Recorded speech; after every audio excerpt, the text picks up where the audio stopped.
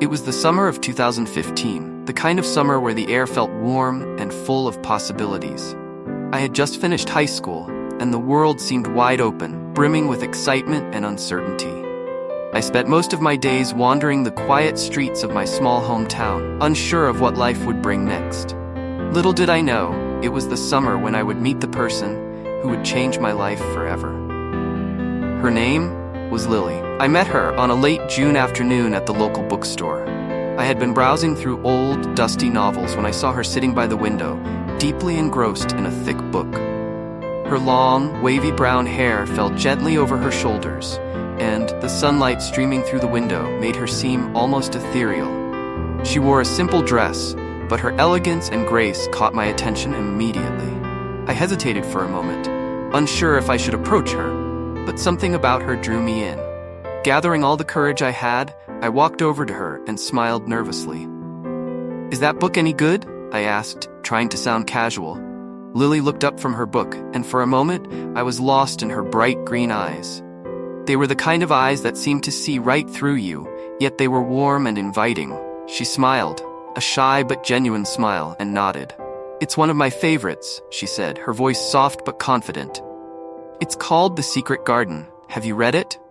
I hadn't, but at that moment, I would have agreed to read anything if it meant staying a little longer with her.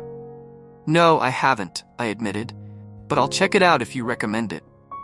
She laughed, a light, musical sound that made my heart skip a beat. "It's a beautiful story about hope and new beginnings. I think you'll like it." That was how it started. From that brief conversation in the bookstore, a connection formed between us that neither of us could deny. Over the next few weeks, we spent nearly every day together. We explored every corner of our small town, from the sunlit park to the cozy coffee shop on Main Street. We talked about everything, our dreams, our fears, and the future. She wanted to be an artist, to paint the world in vibrant colors, while I was still figuring out what I wanted to do with my life. But with her, everything felt right, as though the world had finally fallen into place. One evening, we sat on the grassy hill overlooking the town, watching the sun dip below the horizon. The sky was painted in shades of pink, orange, and gold, and the air was cool and quiet. I glanced at Lily, who was lying beside me, her head resting on her arms as she gazed at the fading light.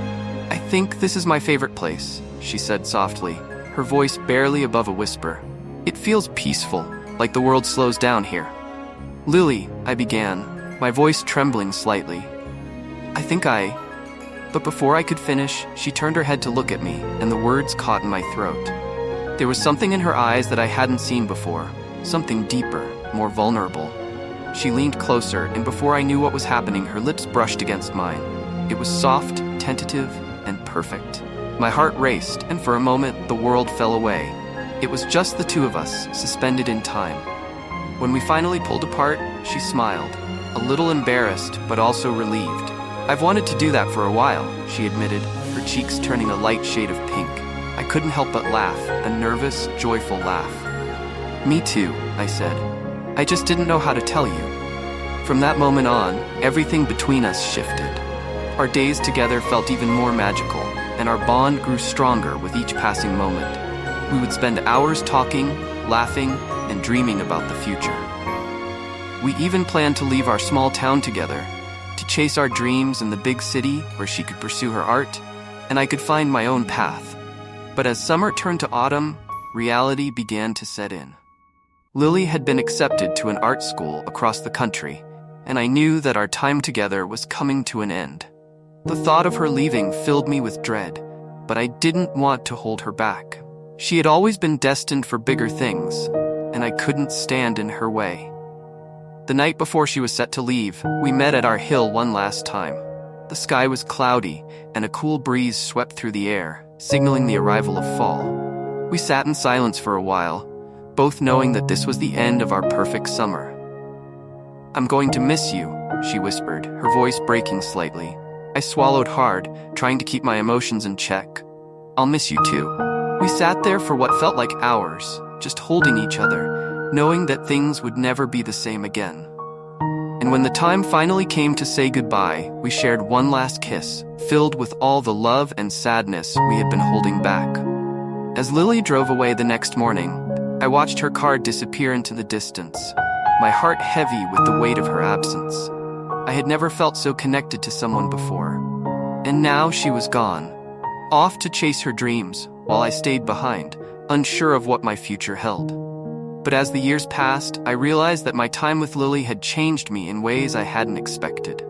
She had taught me how to love, how to dream, and how to be brave. Even though our paths had diverged, she had left a mark on my heart that would never fade. And though I've had other loves since, there's a part of me that will always remember that summer of 2015, when I met my first love and everything felt possible.